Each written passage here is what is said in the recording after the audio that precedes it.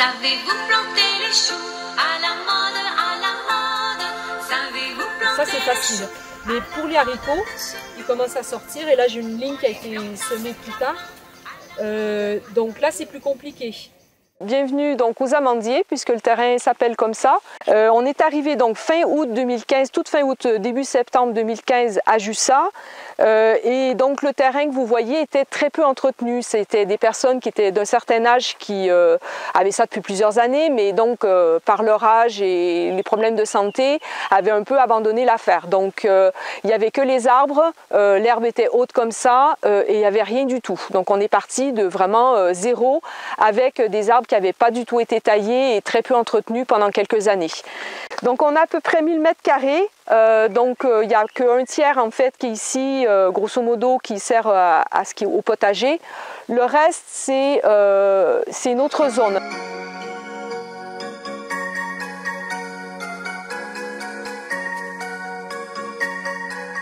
La permaculture, c'est un peu un choix qu'on fait à un moment donné en fonction de certaines valeurs.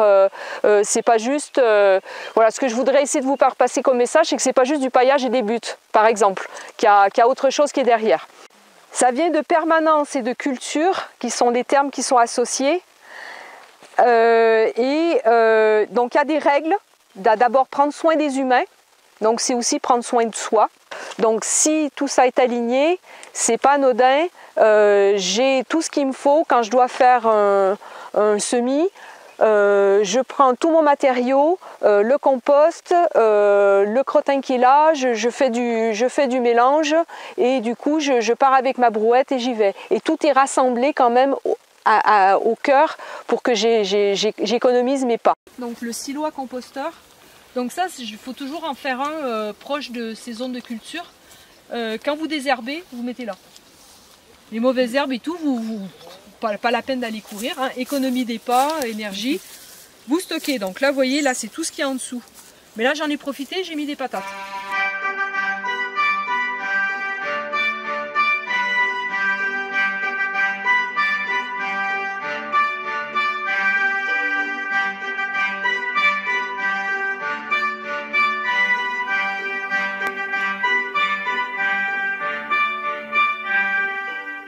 Alors, la cagette.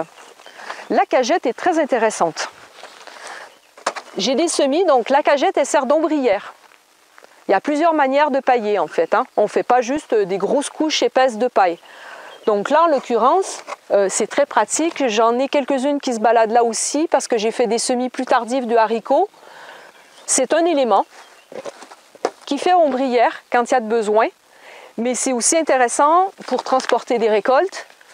Stocker le petit bois qui est stocké derrière la pente-scie, bon, des trucs de base. Et puis quand elles sont trop fatiguées, ça j'ai fait ça au verger participatif, on peut utiliser le bois pour faire même des piquets pour marquer, écrire dessus en fait, faire des étiquettes, ou s'en servir pour démarrer le feu. Il y a prendre soin de la terre, bien sûr, hein, donc vous voyez des principes quand même assez agroécologiques, respectueux de l'environnement et tout ça. Il y a la question aussi du partage. Et donc ce qu'on fait ce soir, ça en fait partie aussi. C'est très permacole d'une certaine manière, c'est échanger sur les pratiques et partager aussi le peu de récolte qu'on a par exemple. J'ai descendu dans mon jardin, j'ai descendu dans mon jardin pour y cueillir du romarin. Gentil coquelicot, mesdames, gentil coquelicot, gentil coquelicot, mesdames, gentil coquelicot nouveau. Il y a travailler avec la nature plutôt que contre. Par exemple, donc c'est aussi essayer de choisir dans ma haie des éléments végétaux qui vont survivre ou cohabiter avec le noyer qui est juste à côté. Et c'est aussi, la bourrache est un super exemple aussi. C'est quelque chose qui est intéressant, la bourrache, parce que c'est une pompe à nutriments, ça a des racines très profondes et ça va aller chercher les nutriments et les remonter. C'est aussi anti-limaces. Ça attire énormément les auxiliaires. Guy peut vous le dire parce qu'il est venu ce matin, hein. Ça bourdonnait, c'était terrible. Hein. Et puis ça se mange, hein. Si vous voulez goûter, vous pouvez. On peut y mettre dans la salade. Donc voilà. Donc il y a plein de choses qui peuvent se faire avec. Ah oui, j'avais envie de vous parler de ma taupe. Alors J'ai un gros problème de taupe, vous devez en avoir vous aussi. Hein. Donc je voyais, j'ai des piquets partout avec des bouteilles pour faire du bruit. J'essaie de la dévier, j'essaie de les mettre pour pas qu'elles viennent dans mes planches de culture. Des fois ça ne suffit pas. L'autre technique que j'ai trouvée, c'est de lui mettre de la litière des chats dans le trou. Donc du coup, elle passe son chemin, mais elle reste quand même là. Et ben, le problème et la solution, j'ai fini par en prendre mon parti. Je me suis rendu compte que ma taupe, elle était quand même assez sympathique. Hein? Bâton de dynamite? Non, non, j'ai plus envie qu'elle parte. J'ai fait du chemin depuis parce que j'ai beaucoup pesté, mais parce qu'on peut récupérer, je les récupère la terre maintenant. Quand je fais mes semis, la terre, c'est de la terre idéale. Et donc maintenant que je la dévie, en plus, elle se met le long de mes planches. J'ai juste à me pencher une fois que j'ai fait ma brouette là de tout, et puis hop, je récupère ma terre de taupe, je fais mon petit mélange et puis je fais mon semis, c'est bon, c'est parti. Donc finalement, j'ai fait avec. Il y a aussi un principe qui est chaque élément essentiel doit être assuré par plusieurs choses. Donc l'eau par exemple, c'est la récupération d'eau de pluie, mais le fait d'avoir l'arrivée d'eau qui arrive là-bas, même si ce n'est pas une très grosse quantité, ça permet de soutenir quand il n'y a pas trop de pluie et qu'on est à sec. Gentil coquelicot, mesdames, gentil coquelicot. Gentil coquelicot, mesdames, gentil coquelicot nouveau.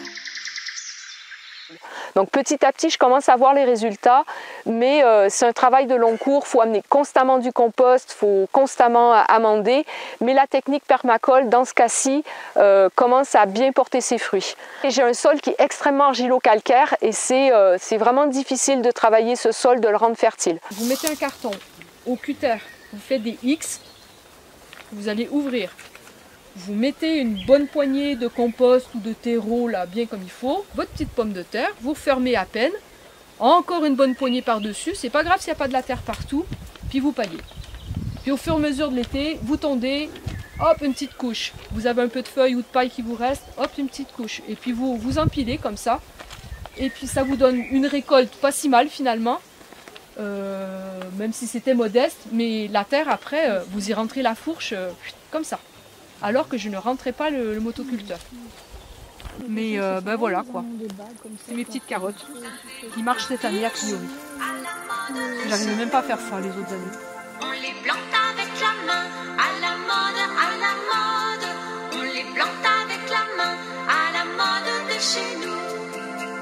On les plante avec le pied, à la mode, à la mode.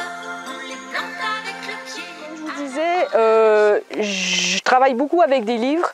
Je peux vous en montrer deux qui ne me quittent jamais. Et de monsieur Jean-Paul Torres. Donc il y a celui-là, le guide du jardinier bio. Donc là, moi, ça c'est ma Bible. J'écris même dedans en fonction. Et puis les plats de compagne, parce qu'il y a beaucoup de compagnonnage et de choses comme ça que je vais faire et qui vont m'être utiles pour programmer ce que je fais. Donc ça, c'est mes deux principaux. Et bien sûr, un calendrier lunaire, ça peut être celui-là, ça peut être un autre, mais parce qu'il y a aussi, bon, c'est plus lié à la biodynamie, mais je vais travailler aussi avec ça. Ce que vous voyez ici n'est absolument pas abouti. Je me présente plutôt comme une apprentie permacultrice. Il y a beaucoup d'essais-erreurs, des ratés, des choses qui permettent de rebondir ensuite. Et donc, il faut être humble par rapport à ça.